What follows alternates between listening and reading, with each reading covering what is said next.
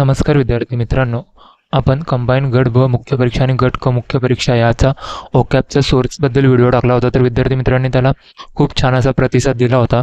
तर त्याच संदर्भाने आपण कशी ओकॅप आपण कव्हर करणार आहोत, तर त्यासंबंधी एक डेमो लेक्चर आज आपण घेणार आहोत. तर जास्त बडबड न करता आपण डायरेक्ट लेक्चर्सला चालू करू. चला, तर आता आपण पहिल्यांदा काही सिनॉनिम्स बघणार आहेत, नंतर अँटॉनिम्स, नंतर वन वर्ड सबस्टिट्यूशन आणि शेवटी आपण इडियम्स बघणार आहोत. तर आता मी ते इडियम सुरुवातीला का नाही घेतलं, तर इडियम्स आपल्या लक्षात राहून जातात, त्यात काही जास्त पाठांतर करण्यासारखं नसतं. मी भरपूर ठिकाणी पाहिले की सुरुवातीला इडियम्स घेतात आणि जे मेन असते ओकॅब आपली सिनॉनिम्स असू देत, अँटॉनिम्स असू देत, वन वर्ड्स असू देत, फ्रेजल वर्ब्स असू देत, तिथपर्यंत जाईपर्यंत मग विद्यार्थ्यांना ते कंटाळवाणं वाटू लागतं. त्यामुळे मी सुरुवातीलाच जे आपल्याला जास्त मार्क्स मिळवून देतात ते सिनॉनिम्स, अँटॉनिम्स, वन वर्ड्स हे सुरुवातीला घेतलेले आहेत आणि इडियम्स शेवटला असतील. चला, तर आता पहिला शब्द बघा सिनॉनिम्समधला सुपरसिलियस. तर सुपरसिलियसचा अर्थ काय रे, तर गर्विष्ठ आणि अहंकारी. आणि ही ओकॅब अशी आहे ना की ह्यातूनच तुम्हाला एक्झाम्समध्ये सर्व प्रश्न यातूनच दिसेल. प्रत्येक वर्ड तुम्हाला एक्झाममध्ये ओळखीचा असेल. असं नाही की आपण गेलो आहे आणि आपल्याला आता हा शब्द आपल्याला माहिती नाही, असं भरपूर शब्दांबद्दल होणार नाही.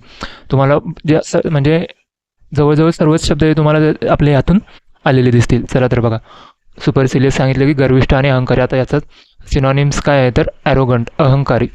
आता बघा, आता हे चार जे ऑप्शन आहेत ना, हे चारच ऑप्शन करा. मी खाली सिनॉनिम्स, अँटोनिम्स दिलेले आहेत बघा, हे ग्रीन आणि रेडमध्ये. तर ते करण्याची आपल्याला काही गरज नाही.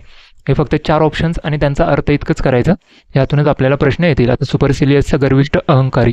आता त्याचा सिनॉनिम्स आहे ॲरोगंट, अहंकारी. आता बघा मॉडेस्ट, नम्र, सोशेबल म्हणजे समाजात मिळून मिसळून वागणारा, रॅशनल म्हणजे तर्कसंगत विचार करणारा. आता नेक्स्ट बघा इन्सोलंट म्हणजे उर्मट, उद्धट.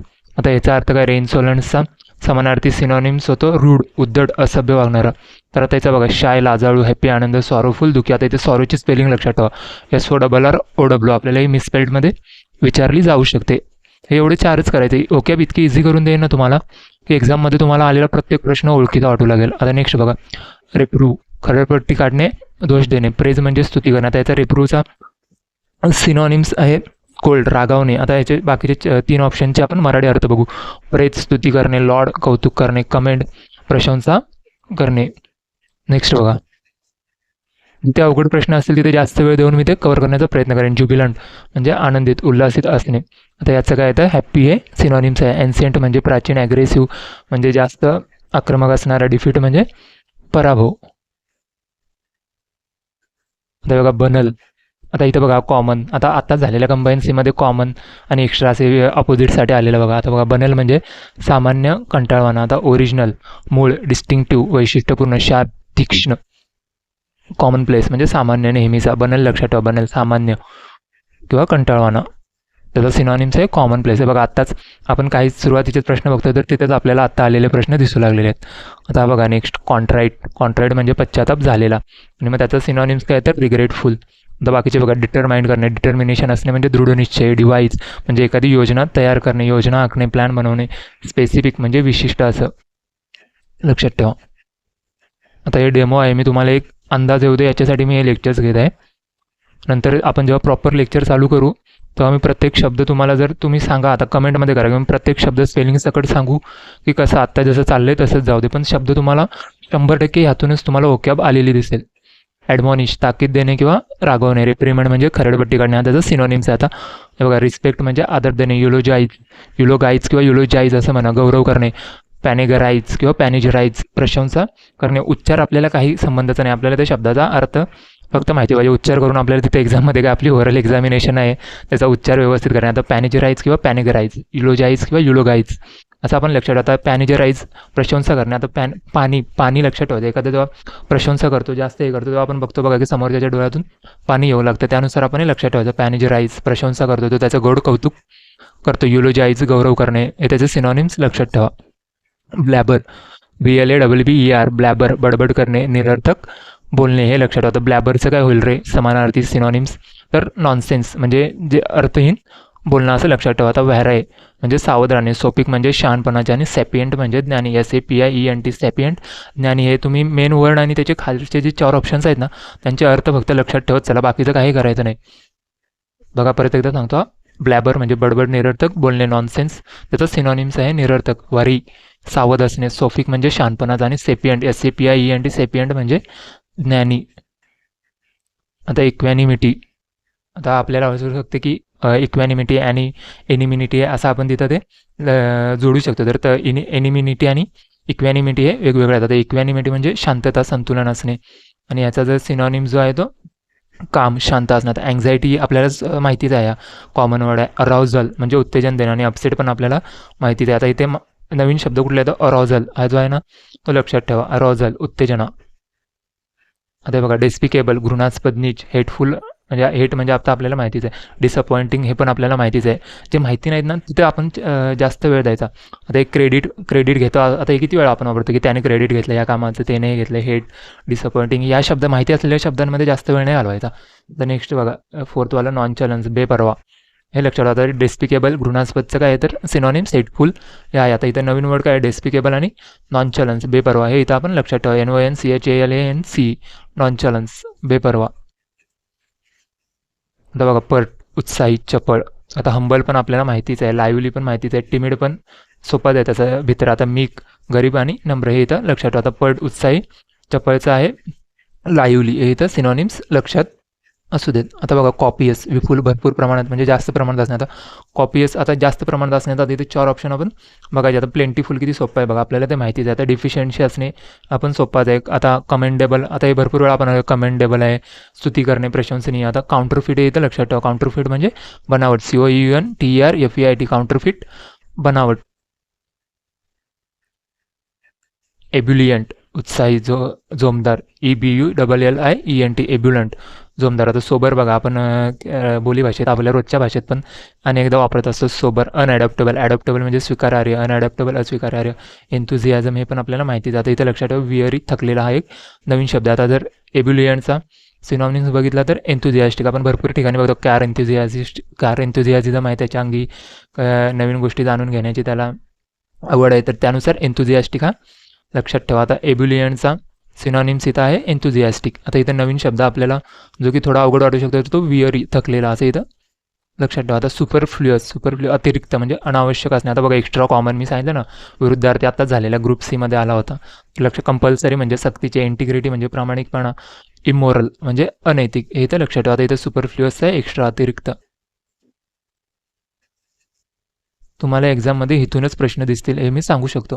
नॉक्सियसचा आहे हानिकारक. आता हानिकारक याच्यानुसार जर आपण 4 ऑप्शनमध्ये बघितलं तर काय आहे तर हार्मफुल जे आहे ते हानिकारक. आता बाकीचे 4 ऑप्शन्स असे आपल्या याच्यातून, रोजच्या ह्याच्यातून गेले जातात. स्टेराईल म्हणजे पण आपल्याला माहिती आहे निर्जंतुक, होलसम फूड म्हणतो आपण, पौष्टिक अन्न, आणि क्युअर बरे करणारे, हे पण सोपेच आहे बघा. जे शब्द माहिती नाहीत ना तिथं आपण ते पाठ करायचे, त्यांचा अर्थ लक्षात ठेवायचा, नको तिथे. आता बॉम्बे हेरॉल्ड, आता आपण इतिहासात पण वाचतो बघा, बॉम्बे हेरॉल्ड वगैरे. आता हेरॉल्डचा अर्थ काय रे तर मेसेजेस पोचवणारा, बॉम्बे म्हणजे आता मुंबईतले मेसेजेस पोचवणारा, त्यानुसार हे आपण लक्षात ठेवायचं. आता एक्झाममध्ये जर एखादा नवीन वर्ड असा आला ना तर आपण तो कुठं वापरतोय त्यानुसार ते त्याचा अर्थ आपण लक्षात ठेवायचा. मेसेंजर, दूत, आता फेसबुक मेसेंजर म्हणतात, तर त्यानुसार म्हणजे ते आपल्याला मेसेजची देवाणघेवाण करणारे ते एक मीडियम आहे. त्यानुसार न्यूकमर, नौखा, फ्लॉक म्हणजे कळप, आणि ओल्ड म्हणजे जुनं, हे लक्षात ठेवा. एक्सपांडेबल विस्तार करण्यायोग्य, लवचिक. आता एक्सपांडेबलचा अर्थ आता बघा, एक्सपांडेबल आपण म्हणतो ना, त्याने त्याचा बिझनेस एक्सपांड केला, तो त्याचं अजून काही असेल व्यवसाय किंवा तत्सम काही असेल तर ते एक्सपांड केला आपण असं म्हणत होतो. तर आपल्याला काय कळतं त्यातून की त्याने त्या गोष्टीचा विस्तार केलेला आहे. तर आता त्याचा अर्थ येत होतो की फ्लेक्झिबल असणे म्हणजे तो लवचिक आहे एखाद्या गोष्टीशी संबंधित. तर बघा, रिजिड म्हणजे कठोर, त्याचा अँटोनिम झाला. रेझिस्टन्स म्हणजे विरोध करणारा, आणि स्ट्रेट म्हणजे सरळ, हे इथं लक्षात ठेवा. आता नेक्स्ट बघा, लायश्युअरली म्हणजे निवांत असणे, तो रिलॅक्स आहे. मर्सीफुल आणि मर्सीलेस हे लक्षात ठेवा. मर्सीफुल म्हणजे दयेने, हरिडली म्हणजे घाईघाईने, आणि क्विक जलद.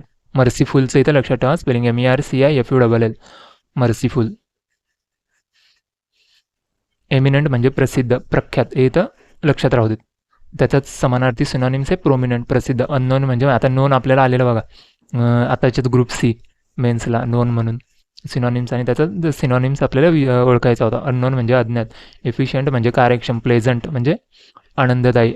कमेन्स सुरू करणे. ट्राय म्हणजे प्रयत्न करणे, प्रेज स्तुती करणे. कलेक्ट गोळा करणे, आणि स्टार्ट म्हणजे त्याचं सिनॉनिम्स सुरू करणे. COMMENC, कमेन्स हे तर आपल्या लक्षात राहू दे.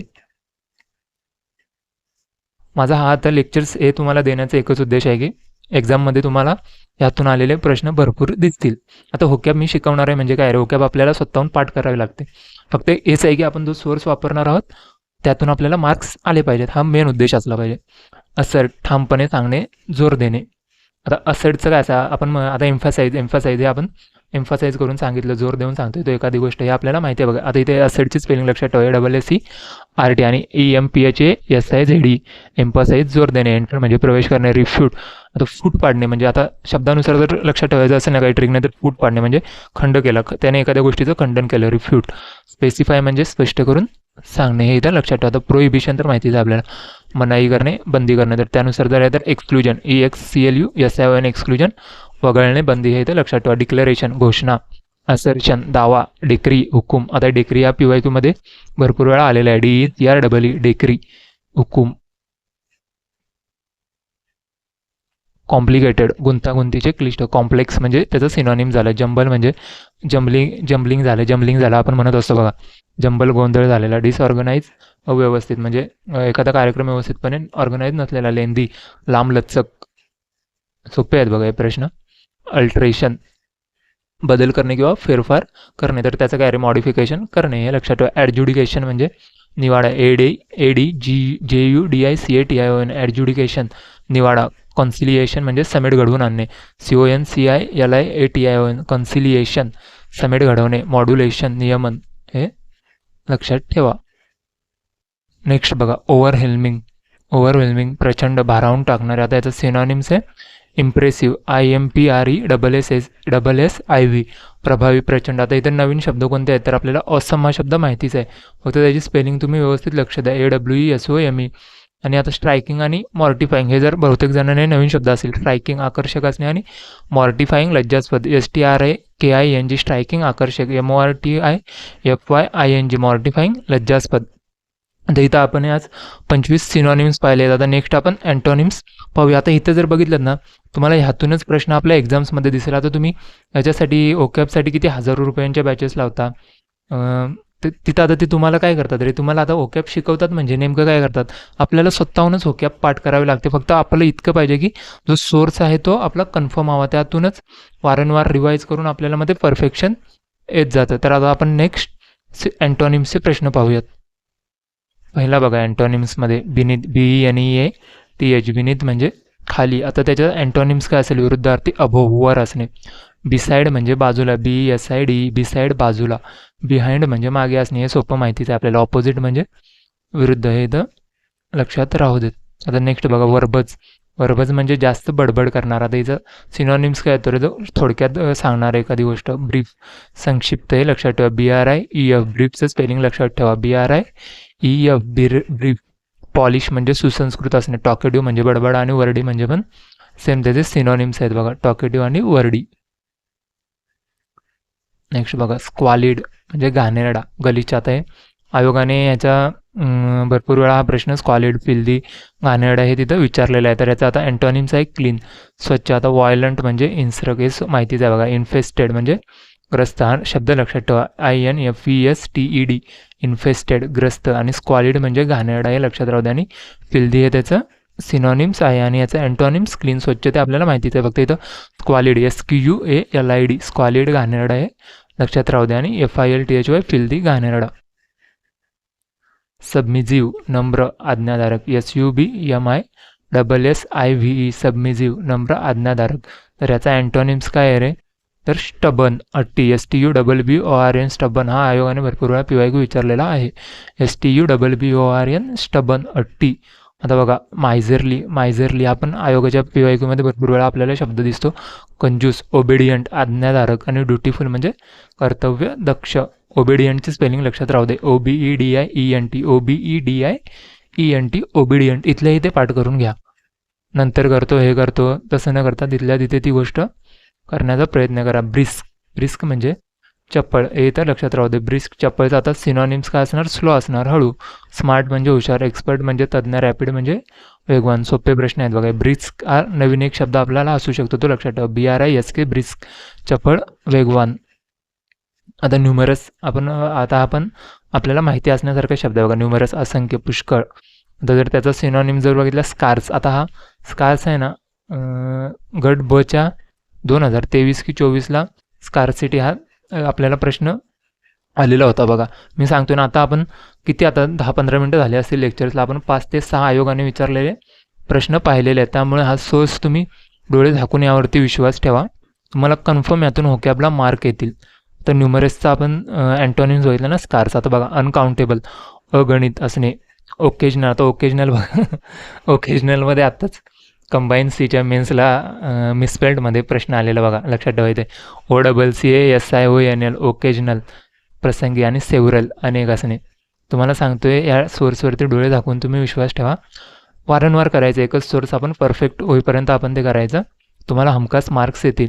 आत्ताच बघा ना, आता आपण 15 मिनिटाच्या लेक्चर्समध्ये मी कितीतरी प्रश्न तुम्हाला दाखवले की आयोगाने विचारले, आत्ता लेटेस्टच्या एक्झाम्समधले आहेत. ओकेजनलची स्पेलिंग बघा परत एकदा, OCCASIONAL, आणि ओकेजनलच आयोगाने चुकवलं होतं. नेक्स्ट बघा, नॉलेज, KNOWLEDGE, नॉलेज. नॉलेजचा अँटोनिम्स आहे इग्नोरन्स, IGNORANC, इग्नोरन्स, अज्ञान. गुडनेस म्हणजे चांगुलपणा. माहिती. इलिटरेसीची स्पेलिंग लक्षात ठेवा. इलिटरेसी तर आपल्याला माहितीच आहे, मग त्याचं स्पेलिंग बघा. सुरुवातीचेच फक्त ते 4 वर्ड आहेत ना, ILLI इथंच आयोग चुकवू शकतं. ते फक्त काळजीपूर्वक तुम्ही तिथं बघा, ILLI हे फक्त लक्षात ठेवा. आता इसेंट्रिसिटी, ग्रुप सीचा मागचा 2024चा मेन्सचा पेपर बघा.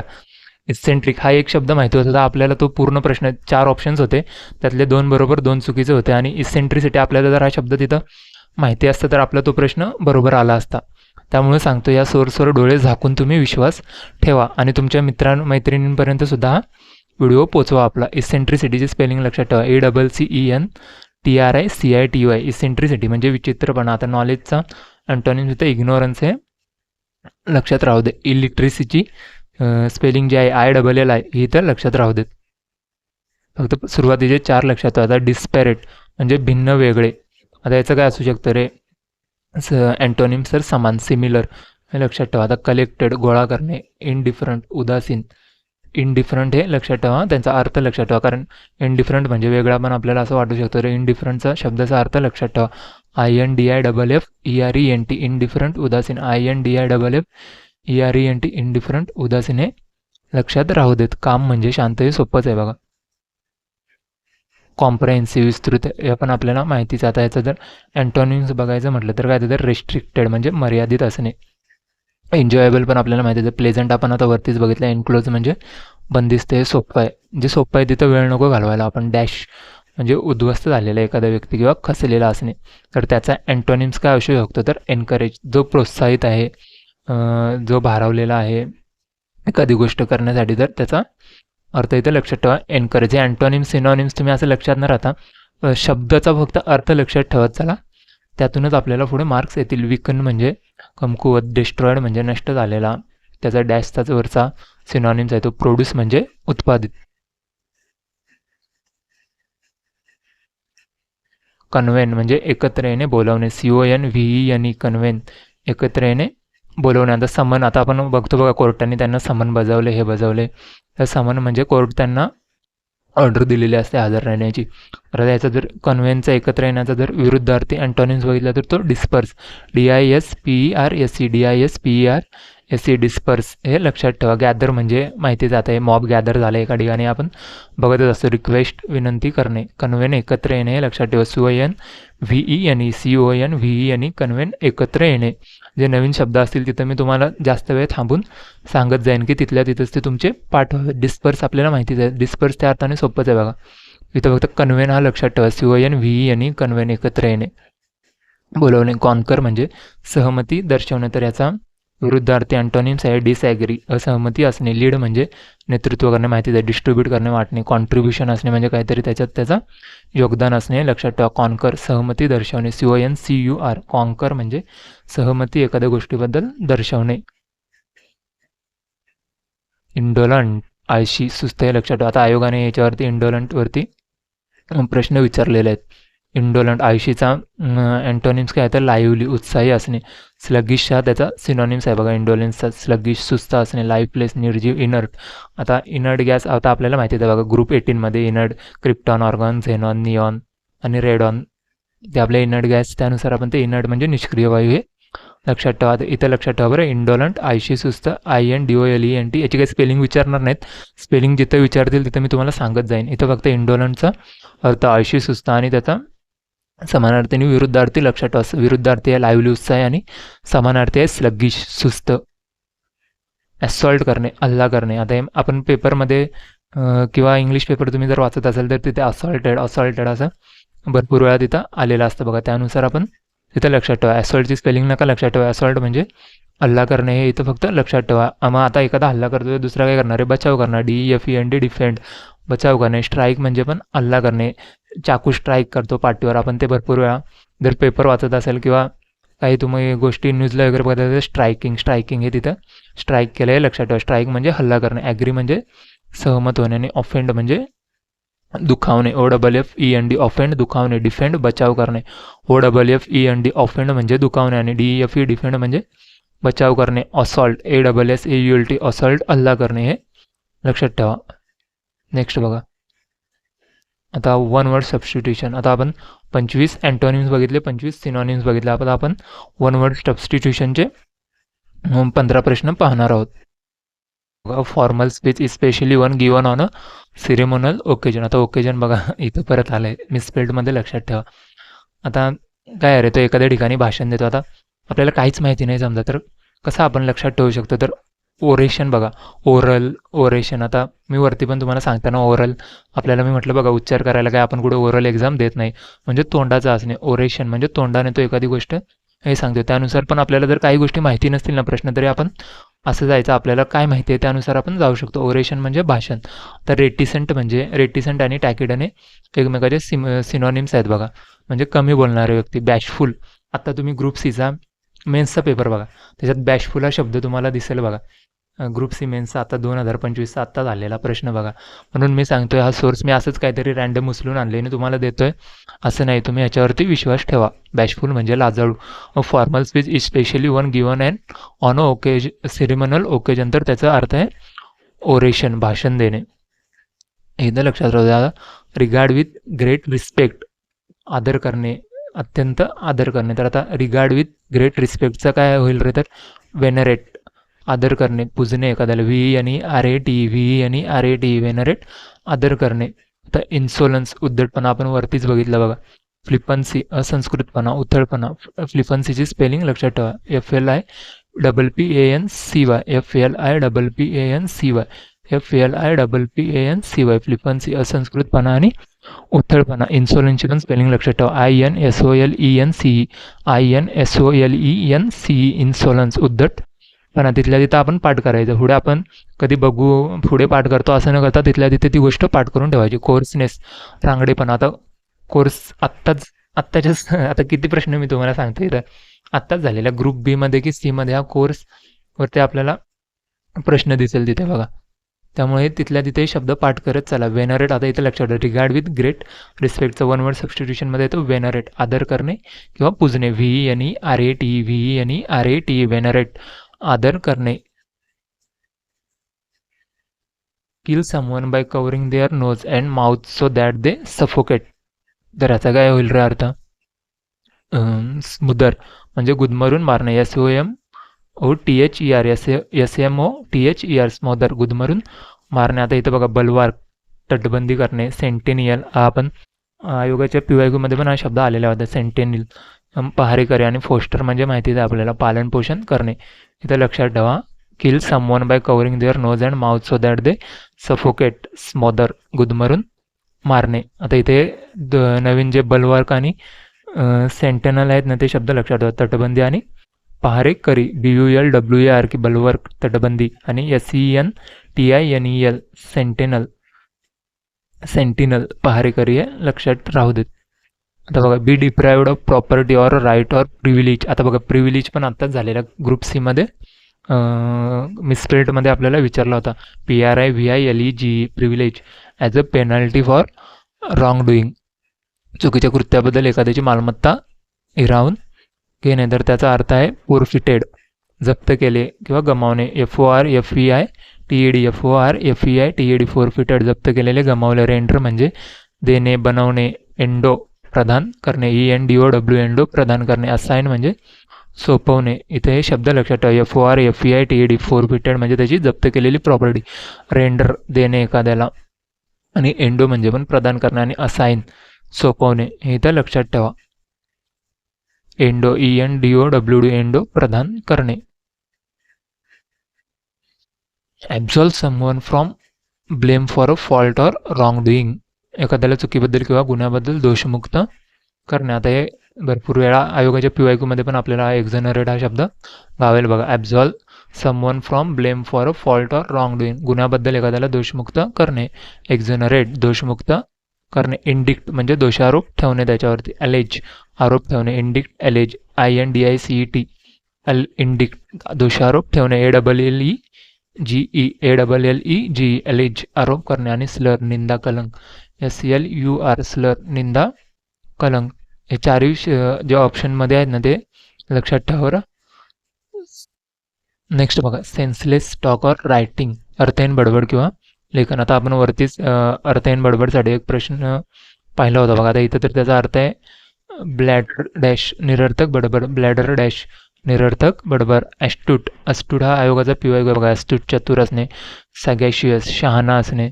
प्रुडंट, विवेकी.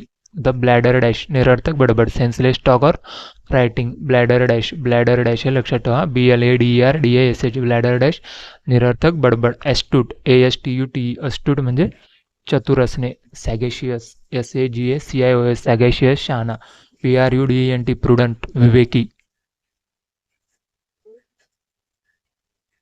Made or done in the traditional or original way, तर याचा आहे ऑथेंटिकेट. आता हे माहितीच आहे आपल्याला. ऑथेंटिकेट वस्तू, ऑथेंटिकेट हे आपण बोलतच असतो ते इथे लक्षात ठेवा. एफिगाय म्हणजे पुतळा. एफिगाय, पुतळा. फोर्ज, बनावट. आपण फोर्ज डॉक्युमेंट. फोर्ज म्हणजे बनावट रीतीने तयार केले. आता वरती आपण काय बघितलं, काउंटरफिट, बनावट असणे. हे इथे लक्षात ठेवा. एफिजाय, पुतळा. आर्चिटाईप, मूळ नमुना. आर्किटाईप, मूळ नमुना. आर्किटाईप, मूळ नमुना. हे आपण सायन्समध्ये पण बघितलेलं आहे बघा. वनस्पतींच्या प्लांट क्लासिफिकेशनमध्येच बघितलेलं आहे. सजीवांच्याच वर्गीकरणात आपण हे आर्किटाईप बघितलेलं आहे बघा. ऑथेंटिकेट, अस्सल, खरे. एफिगाय, पुतळा. फोर्ज, बनावट तयार करणे. एफिगाय इथं लक्षात ठेवा, नवीन वर्ड आहे आपल्यासाठी. एफिगाय, पुतळा. The rejection of all religious and moral प्रिन्सिपलची स्पेलिंग इथं बघा. In the belief that life is meaningless, तर याचा आहे निहिलिझम, शून्यवाद. जीवन निरर्थक आहे या विश्वासाने सर्व धार्मिक आणि नैतिक तत्वांचा नकार देणे. शून्यवाद लक्षात ठेवा. The rejection of all religious and moral principles in the belief that life is meaningless, शून्यवाद. निहिलिझम, शून्यवाद. क्रेडेन्स म्हणजे विश्वास. CREDENC, क्रेडेन्स, विश्वास. CREDENC, क्रेडेन्स, विश्वास. सर्टिट्यूड, निश्चिती. CERTITUD, सर्टिट्यूड, निश्चिती. आणि फिडेलिटी, निष्ठा असणे. हे लक्षात राहू देत. परत एकदा बघा, याचं निहिलिझम हे लक्षात ठेवा. म्हणजे एखाद्या गोष्टी तर त्याचा एखाद्या व्यक्तीचा कशावरच विश्वास नसेल. निहिलिझम, शून्यवाद. क्रेडेन्स, विश्वास. CREDENC, क्रेडेन्स, विश्वास. सर्टिट्यूड, निश्चिती. CERTITUD, सर्टिट्यूड, निश्चिती. आणि FIDELITY, फिडेलिटी, निष्ठा. तुम्हाला ह्यातूनच एक्झाममध्ये प्रश्न दिसतील, त्यामुळे हे व्यवस्थित करा. थोडंसंच आहे पण ते परफेक्ट करा. तिथल्या तिथे तुम्ही व्हिडिओ पॉज करा आणि त्या गोष्टी पाठांतर करा. Be an expression or give a tangible or visible form to an idea, quality or feeling. एखाद्या कल्पनेला, गुणवत्तेला किंवा भावनेला दृश्य किंवा मूर्त स्वरूप देणे. आता याचा हे वनवर्डमध्ये याचा अर्थ होतो की एम्बडी, मूर्तरूप देणे. एम्बडी हे मूर्तरूप देणे लक्षात. स्पेक्टर म्हणजे भूत, छाया. रिव्हेनंट म्हणजे पण अतृप्त असते ना, अतृप्त एखादी गोष्ट, तर त्याला रिव्हेनंट म्हणतात. आणि अपॅरिशन, भूत, आभास. हे इथं लक्षात ठेवा. अपॅरिशन, भूत, आभास. स्पेक्टर म्हणजे पण भूत. अपॅरिशन म्हणजे पण भूत किंवा आभास. एम्बडी, मूर्तरूप देणे. हे इथं लक्षात राहू देत. नेक्स्ट बघा, one word. A person who is intolerant towards those holding different opinions, वेगळी मते असलेल्या लोकांबद्दल असहिष्णू असणारा व्यक्ती. धर्मांध किंवा कट्टर, तर त्याचं आहे बायगॉट. तर हा PYQ मध्ये सुद्धा आपल्याला सापडेल. आता क्लेमेंट, दयाळू. कंप्लेझंट, आज्ञाधारक. COMPLAISANT, कंप्लेझंट, आज्ञाधारक. आता मॅग्नॅनिमस, उदार. MAGNANIMOUS, NIMOUS मॅग्नॅनिमस उदार, हे तर लक्षात राहतं. बायगॉट हा शब्द लक्षात राहते, धर्मप्रती कट्टर असणारा व्यक्ती. हे चारही तुम्ही पाठ करा. मॅग्नॅनिमस उदार आणि कंप्लेन्संट आज्ञाधारक. Exercising a compelling charm which inspires devotion in others, इतरांमध्ये भक्ती निर्माण करणारे. कंपेलिंग म्हणजे आकर्षक आणि चार्म म्हणजे पण आकर्षक व्यक्तिमत्व असणे. तर याचा अर्थ आहे करिस्मॅटिक. पण आयोगाचा PYQ आवडतं. करिस्मॅटिक आकर्षक प्रभावशाली व्यक्ती. आता वाईल नीच असणे, ऑफेन्सिव्ह अपमानकारक, ओडियस घृणास्पद. ओडियस घृणास्पद इथं लक्षात राहू देत. वाईल VILE वाईल नीच, ऑफेन्सिव्ह अपमानकारक, करिस्मॅटिक आकर्षक प्रभावशाली आणि ओडियस घृणास्पद. Relating to or involved in crime गुन्ह्याशी संबंधित किंवा गुन्ह्यात गुंतलेला असणे. फेलोनियस गुन्हेगारी स्वरूपाचा. FELONIOS फेलोनियस गुन्हेगारी स्वरूपाचा. इम्पेकंट निर्दोष आणि पेकंट म्हणजे दोषी. पेकंट म्हणजे दोष असणारा आणि इम्पेकंट म्हणजे निर्दोष. चास्ट म्हणजे पवित्र. चाष्टे म्हणजे पवित्र किंवा चेस्ट असं पण मला लक्षात ठेवा, किंवा चास्ट असं पण लक्षात ठेवा. पवित्र. आणि लिसिट म्हणजे कायदेशीर असणे. लिसिट कायदेशीर. LICIT लिसिट कायदेशीर. चास्ट पवित्र. इम्पेकंट निर्दोष. पेकंट म्हणजे दोष आणि इम्पेकंट म्हणजे निर्दोष.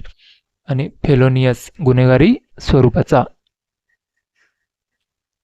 हे शब्द मित्रांनो नीट करा, यातूनच तुम्हाला प्रश्न दिसतील.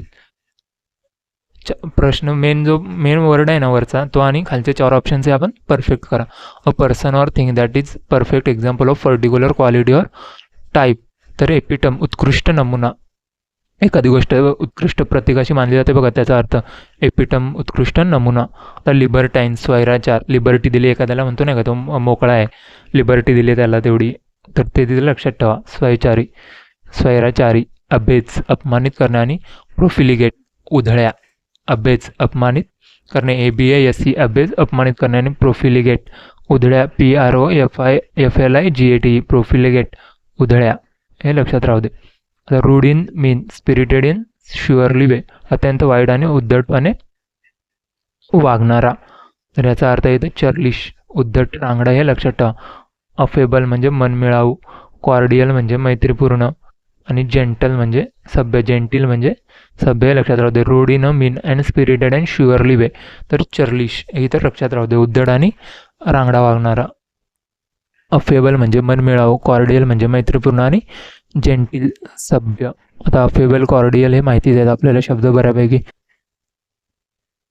अ characteristic of one thing that is suggestive of another. एका गोष्टीची अशी खासियत जी दुसऱ्या गोष्टीची आठवण करून देते. आता कधी कधी आपल्याला असं होतं बघा, आपण एखाद्या गोष्टीवरून दुसऱ्या गोष्टीची आठवण काढू लागतो. तर त्याचा इथं अर्थ आहे रेमिनिसेन्स. आठवण स्मरण.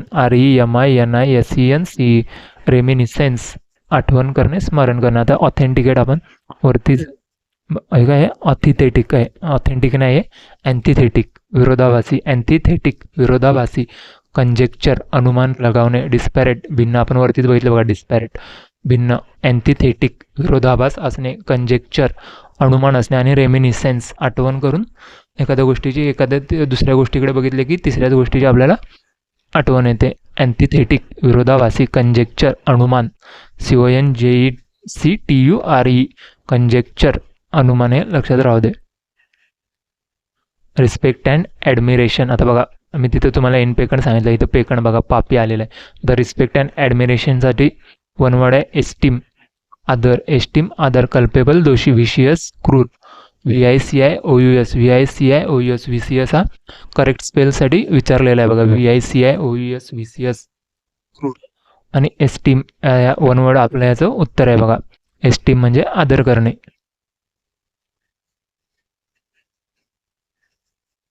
आता इथून पुढे रॉंगली आणि करेक्ट स्पेल्ड सुरू. आता आपण जे काही सिनॉनिम्स अँटोनिम्स आणि वन वर्ड्स पाहिलेत ना, तर त्यातूनच आपले प्रश्न हे एक्झाममध्ये असणार आहेत. तुम्ही हे व्हिडिओ काय करायचं, एखादा शब्द जर नवीन वाटला ना तिथल्या तिथे पॉज करा आणि तो तिथल्या तिथे शब्द पाठ करायचा. थोडेच शब्द आहेत पण ते आपले परफेक्ट होतील. तुम्हाला ह्या सोर्स व्यतिरिक्त इथं कुठलाही सोर्स करण्याची गरज नाही. तुम्ही किती हजारो रुपयाची बॅच करा किंवा काही करा, प्रश्न तुम्हाला ह्यातूनच आपल्या बॅचमधून किंवा मी जे घेईन त्यातूनच तुम्हाला प्रश्न एक्झाममध्ये दिसतील. तर चला आपण करेक्ट स्पेल्ड वर्ड पाहू.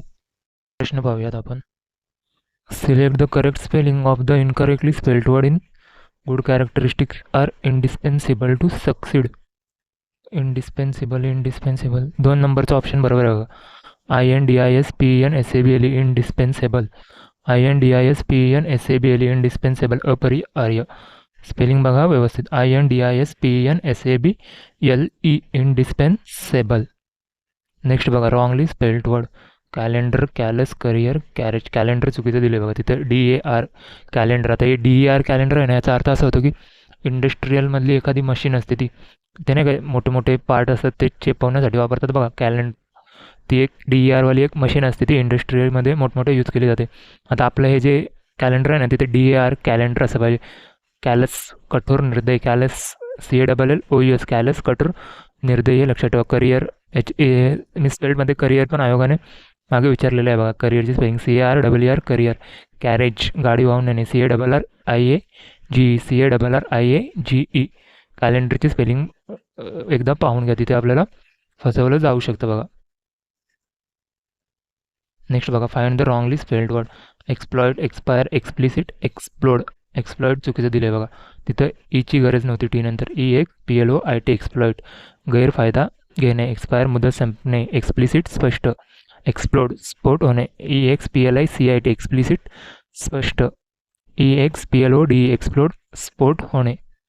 स्पेलिंग तुम्ही पाठच करू शकता बघा. आता मी याच्यात समजवण्यासारखं तर काहीच नाही आहे. आपल्याला माहिती आहे की यातून जर प्रश्न येत आहेत तर हे पाठ करण्याशिवाय दुसरा पर्याय नाही आहे. त्यामुळे ह्या स्पेलिंग्स व्यवस्थित पाठ करा. Find the wrongly spelled word. Explain, expire, accept, experience. Experience चुकीचं आहे बघा तिथे. PRE नको पाहिजे होतं. RIENCE पाहिजे होतं बघा. एक्सपिरियन्स EXPRIENCE एक्सपिरियन्स अनुभव. एक्सप्लेन, एक्सपायर, एक्सेप्ट वगळता. हे लक्षात ठेवा. नेक्स्ट प्रश्न पाहूयात. Find the wrongly spelled word. Exemplify, exempt, excel, example.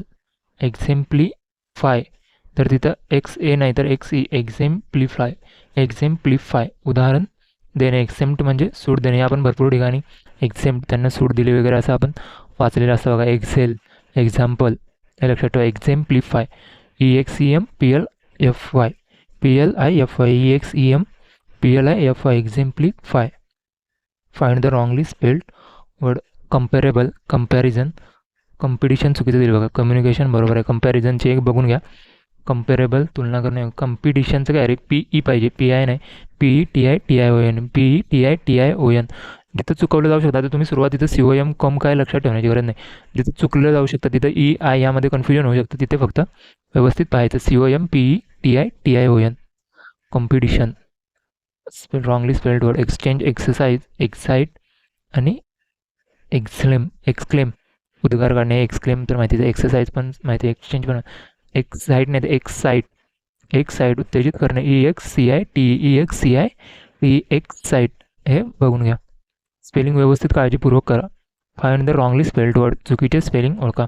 Comparable, committee, commission आणि कन्सायन्स. आता ही कन्सायन्सची स्पेलिंग चुकीची दिलेली बघा. कन्सायन्सचा अर्थ सद्सद विवेकबुद्धी. CONSCIENCE CONSCIENCE. सायन्स बघा.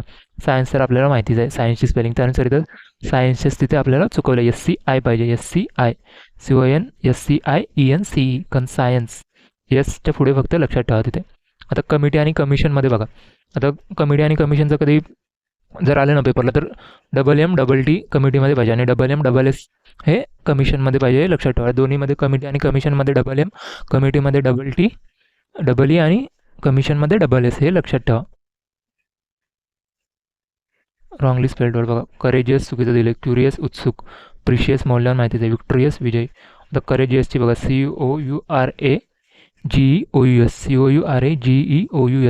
COURAGEOUS लक्षात ठेवा ती स्पेलिंग. व्हिडिओ आहे ना इथे पॉज करायचा आणि जी स्पेलिंग तुम्हाला अवघड वाटेल ती तिथल्या तिथे पाठ करून टाकायची. Find the wrongly spelled word. Next बघा. डिसअपॉइंटमेंट चुकीचं. डिसअपॉइंट चुकीचं दिलं. डिसअलाव. डिसॲपियर अदृश्य होणं. डिस्कम्फर्ट अस्वस्थता. डिसअपॉइंटची स्पेलिंग बघा. DISAPPOINT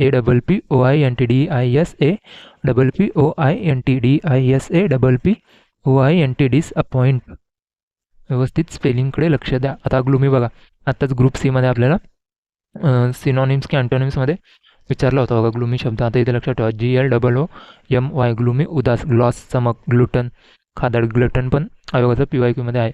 आता इथे काय रे, GOBBEL नाही तर LE पाहिजे होते, GOBBLE भरभर खाणारा, GOBBLE हे इथं लक्षात ठेवा. आता बघा, आता आपण मिसस्पेल्डचे पण 15 की 16 प्रश्न आता आपण हे पाहिलेले आहेत. तर आता इथं काय आहे रे, मी तुम्हाला वारंवार सांगतो की ह्याच्या बाहेर प्रश्न जाणार नाहीत. आता हे मी देतोय ना, तर ते तुम्ही व्यवस्थित विश्वास ठेवून केलं पाहिजे. आता मी मागच्या 2024च्या ग्रुप सी ग्रुप बी दोन्ही पण एक्झामचे मी यातून सोर्स दाखवला होता, आणि आत्ताच्या पण ग्रुप बी ग्रुप सीचे पण यातूनच प्रश्न आलेले मी दाखवलेले आहेत. तर मग आता आपलं काम काय बनतं, तर हे जे सोर्स आहे हा व्यवस्थित थरोली करणे, म्हणजे याच्या बाहेर तुम्ही कायच करू नका. PYQ पण आयोगाचे यातच इन्क्लूड आहेत. तर तुम्ही हे व्यवस्थित करा. मी तुम्हाला परत परत सांगतो की दुसरा सोर्स तुम्ही करूच नका. हा यावरती विश्वास ठेवा आणि हे एकदम परफेक्टली हे करत राहा. यातूनच तुम्हाला मार्क्स तुमचे चांगले कवर होतील. तर आता आपण इडियम्स आणि फ्रेजेस पाहूयात.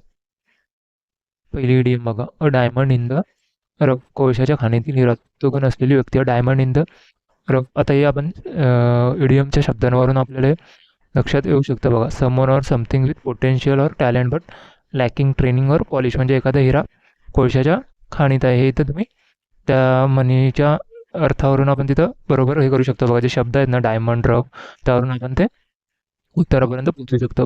एक नंबरचं जे उत्तर आहे ना, ते आहे बघा बरोबर. फक्त इथं मन जी इडियम माहिती आहे आणि त्याचं जे उत्तर आहे ते फक्त इथं लक्षात ठेवत चला. Someone or something with potential or talent but lacking training or polish. Next बघा, ड्रॉप इन द ओशन, म्हणजे एखाद्या गोष्टीची खूप जास्त गरज आहे पण त्याचं त्या तुलनेत ती गोष्ट फार कमी असणे, अत्यंत नगण्य प्रमाण असणे. तर आता याचं उत्तर आहे बघा 4 number, very small amount compared with what is needed or expected, a drop in the ocean, म्हणजे गरजेपेक्षा अत्यंत कमी प्रमाण असणे. काउंट वन्स ब्लेसिंग, आपल्याकडे असलेल्या चांगल्या गोष्टींबद्दल कृतज्ञ असणे. तर 2 नंबरचं बघा, be grateful for what one has. Idiom सोपे असतात बघा, आपण त्यांच्या शब्दांवरती जरी व्यवस्थित फोकस केला ना, तर आपल्याला त्याचं उत्तर मिळून जातं. इवन जो आता ग्रुप सी मेन्समध्ये बघा, काही ती कांगारूची एक आलेली आणि अजून एक दोन होत्या, बी हार्ड, अजून एक कोणती तरी होती बघा. त्या आपण जर त्या शब्दानुसार व्यवस्थित केलं ना आणि ऑप्शन बघितलं, तर 3 ऑप्शन एकमेकाला सहाय्य करायचे बघा. एकमेकासाठी एकमेकालाच ते ऑप्शन सारखे असायचे आणि एखादा वेगळा असायचा. त्यानुसार इडियम आपल्याला सोप्या पडतात. आपल्याला जर जास्त फोकस कशावर करायचा असेल ना, तर synonyms, antonyms, one word substitution, phrasal word, ह्यावरती आपण जास्त फोकस केला पाहिजे. आयब्रो रेझिंग, आश्चर्यचकित करणारे, भुवया उंचायला लावणारे. तर याचं बघा 4 number, something with surprise, shocks or offends people. लक्षात ठेवा, आयब्रो रेझिंग, आपण एक आश्चर्य झाल्यावरच भुवया उंचावतो. ॲड इन्सल्ट टू इंजुरी, म्हणजे आधीच एखाद्याचं वाईट झालेलं आहे आणि त्यात त्याला आपण म्हणजे ना आगीत ते लोटणे, त्या टायमाने जखमेवर मीठ चोळणे. तर याचं बघा 1 नंबर, तो further loss with mockery to person and unfavourable situation. Mockery म्हणजे एखाद्याची मजाक, खिल्ली उडवणे, इथे लक्षात ठेवा. मॉकरी, खिल्ली उडवणे इथं लक्षात ठेवा.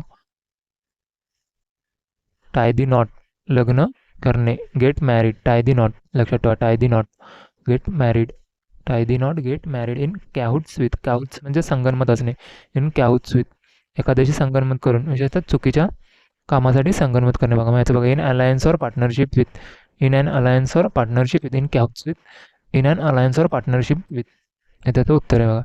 बॅकसीट ड्रायव्हर तर आपल्याला माहितीच आहे की एखाद्याने गाडीच्या मागे आता इथं शब्दाचा अर्थ काय घ्यायचा, तर गाडी चालवणारा गाडी चालवते पण ज्याचं काही काम नाही तो त्याला नको ते उपदेश देतो. हे इथं लक्षात ठेवा. A passenger who gives unwanted and or unneeded directions to the driver. ही तशी इडियम. बॅड पॅच पण हे आपल्याला सोपं आहे बघा. Bad patch a period of difficulty. A dime, a dozen. Dime म्हणजे आता आपलं कसं रुपये आहे, त्याचं हे कुठल्या तरी देशातलं एक चलनाचाच तिथला प्रकार आहे. डायमंड आता कुठला आहे ते मला आठवत नाही आहे, बहुतेक अमेरिकेत किंवा अ, कॅनडाचं आहे वाटतं. कॅनडाचं जातं डाईम अ डझन. आता हे तिथलं एक आपला रुपया आहे तसा तिथला तो एक चलनाचा प्रकार आहे. इथे लक्षात ठेवा. अत्यंत सामान्य आणि सहज मिळणारे, ज्याला फार किंमत नाही. आता इथे बघा काय येईल, तर याचं very common and of no particular value. Dime a dozen, अत्यंत सामान्य आणि सहज मिळणारे. डायम अ डझन, लक्षात ठेवा. कम व्हॉट मे, म्हणजे काहीही झाले तरी, जे काय असेल ते. तर याचं काय, नो मॅटर व्हॉट हॅपन्स, काहीही झाले तरी. Come what may. Against the clock. आता अगेन्स्ट द क्लॉक म्हणजे काय रे, ते घड्याळाच्या विरुद्ध जाणे. म्हणजे एखादं काम दिलेल्या टायमापेक्षा मर्यादित टायमात ते पूर्ण करण्यासाठी आपण प्रयत्न करणे. तर याचं काय, work very fast to complete something within a deadline. Idiom सोपे आहेत बघा, इथे जास्त वेळ नको घालायला. नो डाईस, यश न मिळणे, नकार मिळणे. नो डाईस याचा अर्थ काय होईल रे, 2 नंबरचं बघा. Use to refuse a request or indicate that there is no chance of success. No डाईसचं लक्षात ठेवा. तुम्ही पॉज करा, जर तुमच्या लक्षात नसेल तर पॉज करा आणि तिथल्या तिथे ते वाचून काढा. कीप ॲट बे, एखाद्या गोष्टीला दूर ठेवणे किंवा एखाद्याला प्रतिबंध करणे. कीप ॲट बे याचं 2 नंबरचं बघा. To control something and prevent it from causing you problems. Ring fencing, ring fencing निधी किंवा मालमत्ता सुरक्षा विशिष्ट कार्याआधी बाजूला ठेवण्यात येतं. 3 नंबरचं उत्तर आहे बघा. Guarantee that funds allocated for a particular purpose will not be spent on anything else. म्हणजे विशिष्ट उद्देशासाठी वाटप केलेला निधी इतर कशावरही खर्च होणार नाही याची खात्री करणे. Ring fencing. Keep your China up, आता हे सोपे बघा. कीप युअर चिन अप, कठीण परिस्थितीत खंबीर राहणे. याचं 3 नंबरचं आहे बघा. Remain चेअरफुल in difficult circumstances. Late your air down, म्हणजे सर्व ताणतणाव विसरून आनंदात राहणे. तर याचं बिहेव अनइनहिबिटेडली, अनइनहिबिटेडली, बिहेव अनइनहिबिटेडली, हे लक्षात राहू दे. नेक्स्ट बघा. द लास्ट स्ट्रॉ, सहनशीलतेचा अंत करणारी शेवटची गोष्ट. तर याचं 2 नंबरचं आहे बघा. सुरुवातीला छोटी वाटणारी गोष्ट नंतर मोठे हे होते. A minor difficulty but coming on top of a series of difficulty that makes a situation unbearable. The last straw. New kid on the clock, एखाद्या ठिकाणी आलेली नवीन व्यक्ती. तर याचं काय, newcomer to particular place or sphere of activity. New kid in on the block, new kid on the block. Come in handy, उपयोगी पडणे, कामे येणे. कम इन हँडी, तर याचं आहे turn out to be useful, turn out to be useful. Under the weather, आजारी असणे किंवा अस्वस्थ होणे. Under the weather and under the cloud या 2 वेगळ्या इडियम्स आहेत, ते लक्षात ठेवा. अंडर द वेदरचा अर्थ आहे slightly unwell or in low spirits, म्हणजे त्याला आजारी वाटल्यासारखं वाटणं किंवा अस्वस्थ असणे, इथं लक्षात ठेवा. बी आउट ऑफ ऑर्डर, नादुरुस्त असणे, काम न करणे. Be out of order, a device not working properly or at all. Be out of order. A sight for sore eyes, पाहून खूप आनंद होणारी गोष्ट. A sight for sore eyes, याचं 2 नंबर बघा. Person or thing that one is extremely please or relieve to see. A sight for sore eyes. आता बघा, इथं आपण या जवळजवळ 22 इडियम्स, 22 नाही 23 इडियम्स पाहिल्या बघा. आता तुम्ही काय करू शकता, तर या इडियम्स पुन्हा एकदा पाहायच्या. इडियम्स हे इतके अवघड नाहीत बघा. आपण त्या शब्दांवरून जरी इडियमच्या व्यवस्थित फोकस केला तरी आपण योग्य उत्तरापर्यंत पोहोचू शकतो. तर आता आपण 25 सिनॉनिम्स बघितले, त्यानंतर अँटॉनिम्स बघितले, त्यानंतर वन वर्ड सबस्टिट्यूशनचे एक 20-22 प्रश्न पाहिले. नंतर तितकेच आपण मिसस्पेल्ड करेक्ट स्पेलचे प्रश्न पाहिले. आता जवळजवळ या 23 इडियमसुद्धा पाहिल्या.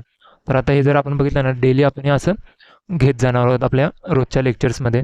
तर तुम्ही आहे ना, लेक्चर ह्या आत्ताच्या डेमो लेक्चरबद्दल काय वाटतंय, ह्याच्यात अजून आणखीन काय आपण सुधारणा करू शकतो का, तर ते तुम्ही खाली कॉमेंटमध्ये सांगा. आपण त्याप्रमाणे यात जे काही अपडेशन असतील किंवा जे काही सुधारणा तुम्ही सांगाल, सजेस्ट कराल, ते आपण करत जाऊ. आता माझं एकच सांगणं आहे की ह्या सोर्सवर तुम्ही खात्रीपूर्वक विश्वास ठेवा. त्याच्या बाहेर एक्झाममध्ये प्रश्न जाणार नाहीत बघा.